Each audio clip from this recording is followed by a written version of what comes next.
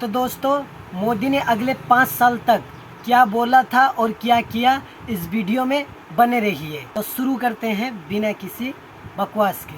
नमस्कार दोस्तों, आइए बात करते हैं एबीपी न्यूज की क्राइसिस के बारे में और उसके पीछे का सच क्या है। ऐसा क्या हुआ इस न्यूज चैनल में कि इतने बड़े जर्नलिस्ट पुण्य प्रसून वाजपेयी जी को रिजाइन करना पड़ा। मैं आपको उनके खुद के शब्दों में बताना चाहूंगा। उन्होंने कुछ ऐसी चौंका देने वाली चीजें बताई हैं जिन्हें जान के आप भी हैरान हो जाएंगे। आइए देखते हैं।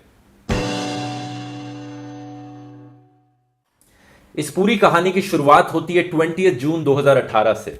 20 जून को दोस्तों हमारे प्रधानमंत्री जी वीडियो कॉन्फ्रेंस में बात कर रहे थे देश के कुछ किसानों से। उस पूरी वीडियो कॉन्फ्रेंस का कंक्लूजन ये निकल रहा था कि बेसिकली मोदी जी बहुत अच्छा काम कर रहे हैं किसानों के लिए और हमारे किसान भाई भी बड़े खुश हैं। एक पॉइंट पे उस वीडियो कॉन्फ्रेंस में एक फार्मर कहती हैं कि मेरी इनकम डबल हो गई है। और पहले की तुलना में आय कितनी बढ़ गई आपकी? अभी 2 गुनी हो गई है सर। अच्छा, और जो महिलाएं आपके साथ काम कर रही हैं उनकी आय भी बढ़ गई होगी? जी सर। देखिए, मैं किसान भाइयों में ये दिखाता है। असल में हमारे प्रधानमंत्री जी ने प्रॉमिस किया है कि 2022 तक फार्मर्स की इनकम डबल हो जाएगी। तो ये वीडियो कॉन्फ्रेंस कहीं ना कहीं उसी दिशा में जा रही थी। ये दिखाया जा रहा था कि फार्मर्स की इनकम डबल होनी शुरू हो चुकी है अभी से। अब क्या हुआ कि दोस्तों एबीपी न्यूज ने अपने ग्राउंड रिपोर्टर्स भेजे इस गांव में, छत्तीसगढ़ में गांव था। इस स्पेसिफिक औरत के पास ग्राउंड रिपोर्टर्स भेजे ये पूछने के लिए कि आपकी इनकम एक्चुअली में डबल हुई है क्या। और 6 जुलाई को पुण्य प्रसून वाजपेयी जी ने अपने न्यूज शो पे ये सच दिखाया। इनके न्यूज शो का नाम था मास्टर स्ट्रोक। ये 9 से 10 बजे आता था एबीपी न्यूज पे। जो धान की खेती थी 2 एकड़ में, उससे कमाई दोगुनी हुई क्या? नहीं। इन औरत का नाम था चंद्रमणि और इन्होंने कहा कि नहीं, मेरी आय डबल नहीं हुई है। इसके बाद गांव के सरपंच से पूछा गया सच क्या था और गांव के सरपंच ने कहा कि एक दिल्ली से टीम आई थी इनके गांव में और उस टीम ने किसानों को सेलेक्ट किया और कहा कि तुम जब मोदी जी से वीडियो कॉन्फ्रेंस पे बात करोगे तो तुम्हें ये चीजें कहनी होंगी। कृषि विभाग के जो टीम आया था उसको बताया गया था कि इस टाइप को आपको बताना है, उस टाइप की महिला बताई है। लेकिन सच्चाई में जो महिला जो चंद्रमणि कौशिक जी ने जो कृषि में डबल गुण जो फायदा बताई है वो देखने में नजर नहीं आ रहा है सर। और जाहिर सी बात है दोस्तों, सरकार इसके बाद बुरी तरह से बौखला गई। इतना बड़ा झूठ उनका एक्सपोज हो रहा था मेन स्ट्रीम मीडिया में, इतने बड़े न्यूज चैनल पे, और वो भी प्राइम टाइम पर। बीजेपी मिनिस्टर्स ट्वीट करने लगे इस न्यूज चैनल के अगेंस्ट और कहने लगे ये कैसे कर सकते हो तुम हमारे प्रधानमंत्री जी को सपोर्ट नहीं करते उनके इनिशिएटिव में, तुम फार्मर्स के अगेंस्ट हो, ये हो वो हो। एक बहुत ही इंटरेस्टिंग ट्वीट आया था आईएनबी मिनिस्टर राज्यवर्धन राठौर की तरफ से। ये कहते हैं कि कुछ न्यूज चैनल्स का एजेंडा होता है पीएम मोदी को डिफेम करना और सच कुछ और ही है इस केस में। इन्होंने एक लिंक पोस्ट किया नीचे mynation.com वेबसाइट का, एक ऐसी वेबसाइट जिसका नाम मैंने आज तक नहीं सुना है, लेकिन इस वेबसाइट में एक आर्टिकल था और चंद्रमणि का एक वीडियो था। मैंने सीताफल का पल्प निकालते हैं उससे 2 गुनी आय बताई थी। ये जो वो लोग कृषि को लेके वो लोग 2 गुनी बोल रहे हैं, लेकिन हमने कहा कि हम सीताफल से हमारी 2 गुनी आय हुई। हम लोग सीताफल के बारे में काम करते हैं और मैंने डायरेक्ट मंत्री जी से वही कहा कि पहले हम लोग 50 रुपए में जो देते थे, अभी उसको हमको प्रशिक्षण मिला तो हम पल्प निकालते हैं, उसी से हमें अभी 2 गुनी आय हुई है। हमने पल्प के बारे में ही उनसे 2 गुनी आय के बारे में बात की है, ना कि खेती। इन्होंने कहा कि धान की खेती से मेरी इनकम डबल नहीं हुई है, बल्कि सीताफल की वजह से मेरी इनकम डबल हो गई है। और यही चीज मिनिस्टर्स ने और बीजेपी वर्कर्स ने ऑनलाइन बार बार दोहराई। इसके बाद पुण्य प्रसून वाजपेयी ने अपने ग्राउंड रिपोर्टर्स को एक बार फिर से उस गांव में भेजा सच जानने के लिए। और इस बार खाली चंद्रमणि से ही नहीं बल्कि उन्होंने और महिलाओं से भी बात करी, जो उनके ग्रुप में और महिलाएं हैं। उनसे पूछा गया कि आपकी इनकम एक्चुअली में डबल हुई है कि नहीं हुई। फिर इस साल सभी पैसे को जोड़कर एक ये तो हमारा मुनाफा भी नहीं मिला है सर। तो ये जो कहा जा रहा है 2 गुना आय हो गया और पैसा मिल रहा है, इसकी सच्चाई क्या है फिर? जो मतलब चंद्रमणि जी जो बताई हैं, फिर उसकी सच्चाई क्या है? समूह को आगे बढ़ाने के लिए बोल रहे हैं सर। तो ऐसे आय नहीं बढ़ी? नो सर, मुनाफा नहीं हुआ है। तो आपको फायदा कितना मिला? जैसे आप 1 साल काम की, 2 साल काम कुछ नहीं मिला है सर। वो हमारा 100 रुपया खुद भरते हैं वो भी नहीं मिला। और फिर से एक बारी चंद्रमणि से पूछा गया कि तुम्हारी ग्रुप की और औरतें तो कह रही हैं कि उनकी इनकम डबल नहीं हुई है, तो तुम कैसे कह सकती हो कि तुम्हारी इनकम डबल हुई है। और इस बारी दोस्तों चंद्रमणि बिल्कुल चुप रही यहाँ पे। बताइए कि जो समूह की अन्य महिलाएं आरोप लगा रही हैं कि उन्हें पैसा नहीं मिल रहा है, 6,000 रुपए जमा की हैं, 4,000 रुपए मिला है, उसकी क्या सच्चाई है?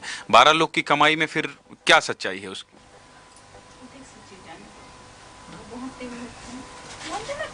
हमें यहाँ पे चंद्रमणि को ब्लेम नहीं करना चाहिए, क्योंकि पता नहीं किस किस टाइप का प्रेशर उन पे डाला गया होगा, किस किस टाइप की धमकियां उन्हें दी गई होंगी कि अपना मुंह मत खोलना। लेकिन सच यहाँ पे दिखता है दोस्तों। दूसरी बार सरकार का झूठ एक्सपोज हुआ और इस बार ये वो सारे मिनिस्टर्स जो फेवर में ट्वीट कर रहे थे इसके, उनको भी एम्बैरेसमेंट झेलनी पड़ी।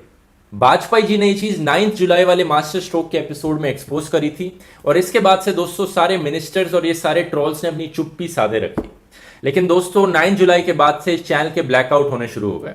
बहुत से लोगों की देश भर से कंप्लेंट्स आने लगी कि जब भी वो एबीपी न्यूज चैनल 9 से 10 बजे के बीच में खोलते हैं, जब वाजपेयी जी का मास्टर स्ट्रोक का न्यूज शो आ रहा होता है, एबीपी न्यूज चैनल को ब्लैकआउट कर दिया जाता है। यानी जब भी वो टीवी चैनल खोल के देखते हैं तो उनको सिर्फ ये ब्लैक स्क्रीन दिखता है या फिर बहुत सारी डिस्टर्बेंसेज और इंटरप्शंस दिखती हैं यहाँ पे।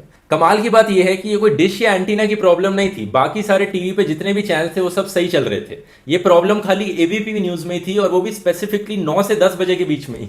एबीपी न्यूज भी बाकी सारे टाइम पे फर्स्ट क्लास चल रहा था। बहुत सारे केबल ऑपरेटर्स में, टाटा स्काई में, एयरटेल में प्रॉब्लम देखी गई थी। बाद में एबीपी के सोर्सेज ने कंफर्म किया था कि ये प्रॉब्लम इंटेंशनली क्रिएट की जा रही थी। इसके बाद द वायर और स्क्रॉल के सोर्सेज ने रिपोर्ट किया कि ये प्रेशर धीरे धीरे बिल्डअप होता जा रहा था। एबीपी न्यूज के जो एग्जीक्यूटिव डायरेक्टर हैं और जो सीईओ हैं, उन्होंने रिपोर्टेडली प्रेशराइज किया एबीपी न्यूज के मैनेजिंग एडिटर मिलिंद खांडेकर को और कहा कि तुम वाजपेयी जी को काबू में रखो, उन पर कंट्रोल रखो अपना।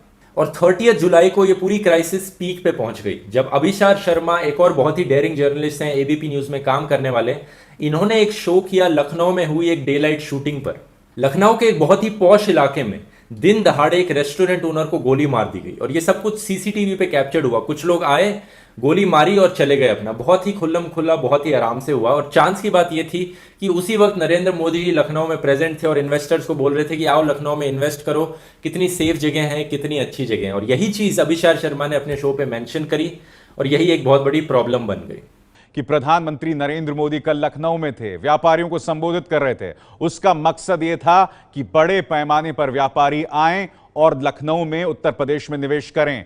मगर आप देख सकते हैं बेखौफ किस तरह से अपराधी व्यापारियों को गोली मार रहे हैं। एक हाई पॉश इलाका है ये, और ये सवाल उठना लाजमी है कि अपराध मुक्त कब होगा उत्तर प्रदेश। और फिर दोस्तों 1 अगस्त को एबीपी न्यूज के मैनेजिंग एडिटर मिलिंद खांडेकर ने रिजाइन कर दिया और उसके अगले ही दिन 2 अगस्त को पुण्य प्रसून वाजपेयी ने भी अपनी रेजिग्नेशन दे दी। कल यानी 6 अगस्त को प्रसून वाजपेयी जी ने पहली बार अपनी बात खुल के रखी इस मुद्दे पे और एक द वायर के लिए एक्सक्लूसिव ब्लॉग पोस्ट में इन्होंने लिख के बताया कि एक्चुअली में पीछे पीछे से क्या चल रहा था पूरे टाइम। दोस्तों जो इन्होंने बताया वो बहुत ही चौंका देने वाला है। इस पूरी ब्लॉग पोस्ट का लिंक मैंने डिस्क्रिप्शन में डाल दिया, आप जाके उसे पढ़ सकते हैं। लेकिन उस ब्लॉग पोस्ट में से कुछ इवेंट्स हैं जो मैं आपको बताना चाहूंगा क्योंकि ये बहुत ही चौंका देने वाले इवेंट्स हैं। वाजपेयी जी लिखते हैं कि 14 जुलाई को एबीपी न्यूज के एडिटर इन चीफ इनसे बात करने आए थे और बातों बातों में इन्होंने कहा कि आप मोदी जी का नाम लेना बंद कर दो।